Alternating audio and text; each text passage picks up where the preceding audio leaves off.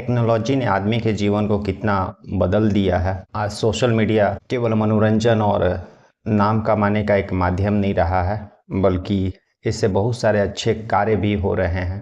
बहुत सारे लोगों को बहुत सारी चीज़ों के बारे में जानकारी भी मिल रहा है और साथ ही साथ सोशल मीडिया के थ्रू वैसे लोग भी अपने परिजनों के पास पहुंच रहे हैं जो किसी कारणवश काफ़ी समय पहले बिछड़ गए थे अपने परिवार से। उन लोगों को भी सोशल मीडिया सोशल प्लेटफॉर्म के द्वारा अपने परिजनों तक पहुंचने का रास्ता मिल रहा। नमस्कार, मैं हरेंद्र और आज आप कहानी इस क्राइम स्टोरीज में एक ऐसे ही अच्छी कहानी सुन रहे हैं। सोशल मीडिया के माध्यम से 18 साल पहले बिछड़े अपने भाई से मिल पाती है, उसको देख पाती है और उसको फिर से जो 18 साल पहले खो गया था तो वह खोज पाती है। दरअसल यह कहानी उत्तर प्रदेश के कानपुर में हुआ है। वहाँ पर एक औरत जो है 18 साल पहले गुम हुए लापता हुए भाई से सोशल मीडिया के माध्यम से मिली।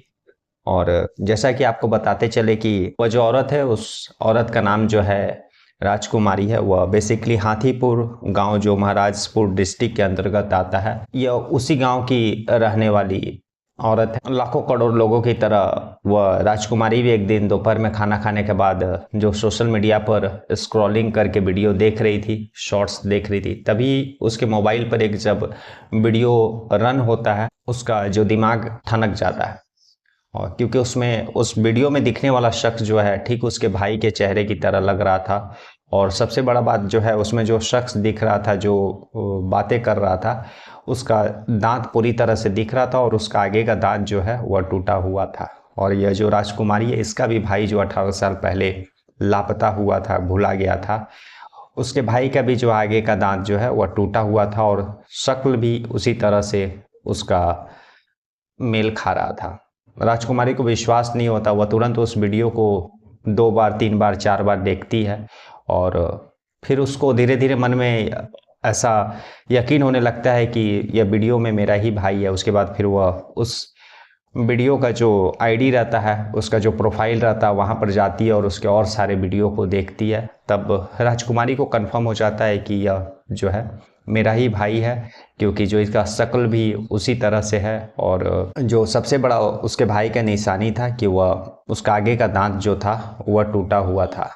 तो इससे वह अपने भाई को पहचान लेती है। और जैसा कि आपको बताते चले कि राजकुमारी के भाई का जो नाम था वह बाल गोविंद था और ठीक 18 साल पहले यानी 2005-06 में वह अपने गांव के दोस्तों के साथ मुंबई कमाने के लिए जाता है। और बहुत सारे लड़के उसके दोस्त जो है आस पड़ोस के उसके साथ मुंबई गए थे और मुंबई में जाने के बाद फिर वहाँ पर वे लोग काम करना शुरू कर देते हैं। उन लोगों को काम मिल जाता है, लेकिन कुछ समय के बाद जो है बाल गोविंद यानी राजकुमारी का जो भाई रहता है गोविंद, वह जहाँ पर शुरुआत में सभी लोग काम पकड़े थे वहाँ से छोड़ करके वह दूसरे जगह काम पकड़ लेता है।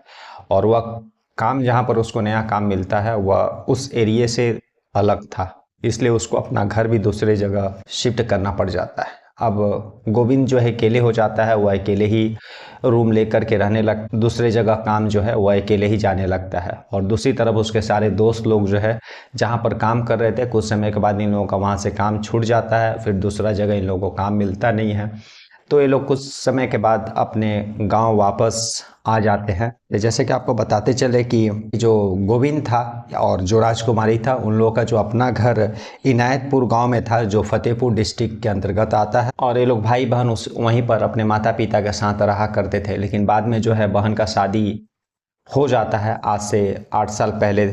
और जहाँ पर बहन का शादी हुआ था वह जो है हाथीपुर गाँव है और महाराजपुर डिस्ट्रिक्ट है। लेकिन मुख्य रूप से जो गांव था राजकुमारी और गोविंद का वह जो था इनायतपुर विलेज जो फतेहपुर डिस्ट्रिक्ट के अंतर्गत आता था कानपुर में। उसके बाद सारे वे लोग लड़के लोग वापस आ जाते हैं गांव, लेकिन जो है गोविंद वहीं पर काम करते रह जाता है। शुरुआत में तो सब चीज़ ठीक चल रहा था, लेकिन जैसे जैसे समय बीतता गया और अचानक कुछ समय के बाद जो है गोविंद का जो है मानसिक स्थिति जो है बिगड़ने लगा। कुछ साइकोलॉजिकल प्रॉब्लम उसको आने लगा। डॉक्टर को दिखाने के बाद भी उसका जो बीमारी ठीक नहीं हो रहा था। और फिर गोविंद ने भी उस समय तक उसका माइंड ठीक रहता है और उसके बाद वह डिसाइड करता है कि वह मुंबई छोड़ करके वापस अपने गांव जो है इनायतपुर विलेज आ जाएगा। और उसके बाद फिर वह काम छोड़ देता और सारा अपना वहाँ से लगेज वगैरह ले करके इनायतपुर गांव आने के लिए वह मुंबई स्टेशन पर पहुंचता है। लेकिन सबसे बड़ा बात है कि जब वह मुंबई स्टेशन से ट्रेन पकड़ता है कानपुर के लिए, अपने गांव का ट्रेन पकड़ने के जगह पर वह दूसरे गुजरात का ट्रेन पकड़ लेता है, जो कि उसको फतेहपुर का ट्रेन पकड़ना था, लेकिन वह गुजरात का ट्रेन पकड़ लेता है और वह ट्रेन जो है गुजरात पहुंच जाती है। और जब वह गुजरात पहुंचता है तब तक उसका जो है मानसिक स्थिति और भी ख़राब हो गया रहता है। और जब वह गुजरात पहुंचता है तो उसको कुछ भी अपना पुराना बचपन का चीज़ें याद नहीं रहती है।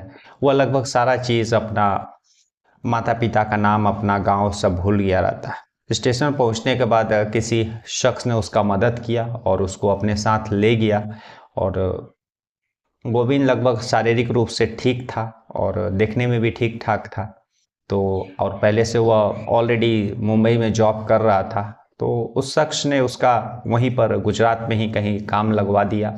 और उसके बाद जो है गोविंद वहीं पर काम करने लगा और रहने लगा। धीरे धीरे समय बीतता गया और गोविंद वहीं पर एक लक्ष्मी बोल करके औरत रहती है, उसी के साथ जो है शादी कर लेता है और उसके 2 बच्चे भी होते हैं। समय बीतता गया और वहीं पर एक तरह से वह गोविंद जो है सेटल हो गया था। समय बीतता गया, उसके बाद वह इंस्टाग्राम, सोशल मीडिया पर जो है वह कुछ वीडियोज़ वगैरह अपना डाला करता था। और वही वीडियो जो है उसकी बहन जो है अपने ससुराल में जब एक दिन दोपहर में बैठी हुई थी तो वह शॉर्ट्स देख रही थी स्क्रॉलिंग करके।